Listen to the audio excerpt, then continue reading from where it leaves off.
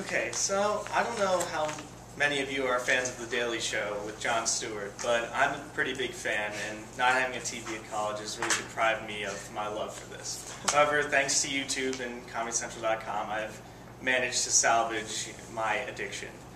So, what I've always loved about the show is his unbiased attack on basically everything.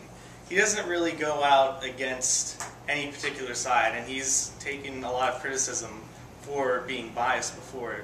But that's mainly because some sides are a little bit funnier than other sides to make fun of, I guess. But what I really liked about his show is over the summer, after watching it a lot, I kind of realized that it really gave me a lot of news that I wasn't hearing from other news networks, and it was completely unbiased. And a lot of the news networks that we have today are very biased. So when Jon Stewart held the Rally to Restore Sanity in October, I was a little disappointed that I couldn't go to it. It was in Washington, D.C. But after watching the speech that he gave at the end, I felt really inspired by it. He really addresses the problem that America has with media and government and the relationship between the two. It's really a broken system. There's a lot of feelings of dissatisfaction with the current state of government and media. The way that the media reports on what the government does is the main issue. They like to exaggerate a lot of the things that the government does in order to get a good story out, which is understandable, but it's not helping anyone, and it's not getting the news out. One voice really had to stand out from the rest of the voices that were getting shut down by the mass media, and I think Jon Stewart managed to do this because he uses a lot of satire and comedy in order to get his message across. The exigence in this case is really represented by the people, and I think that Jon Stewart represents the people's voice in his speech that he gave at the Rally to Restore Sanity. The rally was mostly a show for entertainment. The fact is, he's an entertainer, and when an entertainer is giving you more realistically updated news than actual news networks, it kind of makes you wonder what's going on exactly. He addresses the fact that the rally was kind of almost a large joke. He says in the very beginning, almost, after doing several introductions, what exactly was this? And everyone laughs at the rally, but the truth is, everyone was there not really for any specific reason. There were people holding up comical signs like, oh, I just came for my taco, and just really weird stuff like that. Nothing specifically politically related.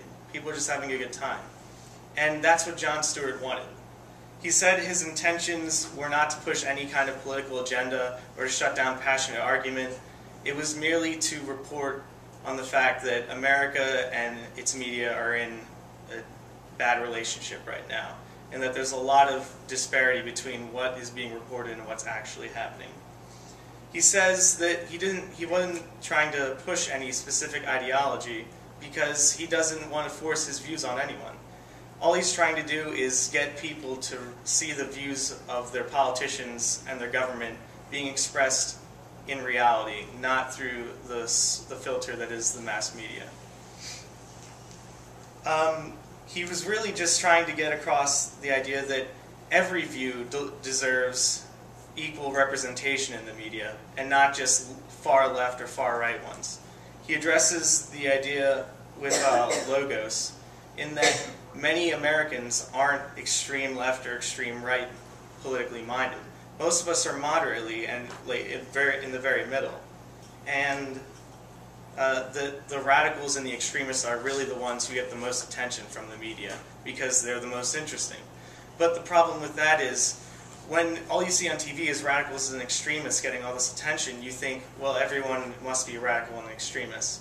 But Jon Stewart says that's not true, and that we shouldn't pay attention to that idea because none of the people in this room are radicals or extremists, as far as I know.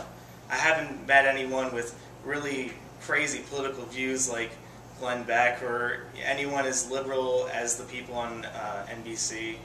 So in the end, you can't judge someone as if they're an extreme right or an extreme left. And Jon Stewart says that repeatedly throughout his speech. And I thought that was a really good point.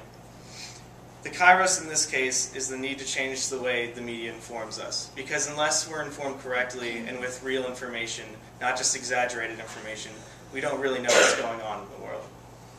I think my favorite quote was, "The press can hold its magnifying glass up to our problems, bringing them into focus, illuminating issues heretofore unseen."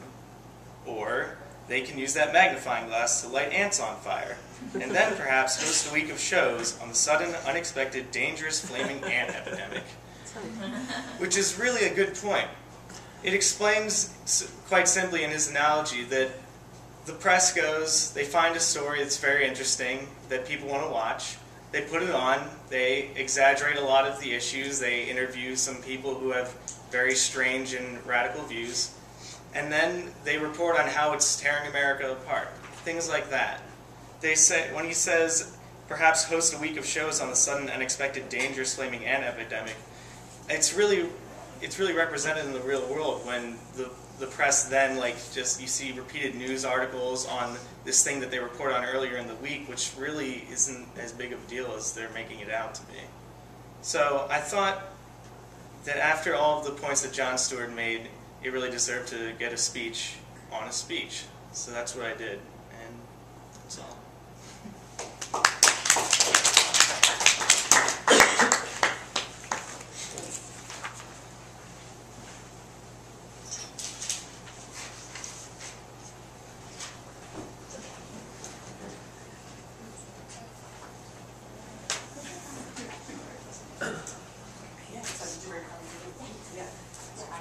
So you don't have to like look like straight down.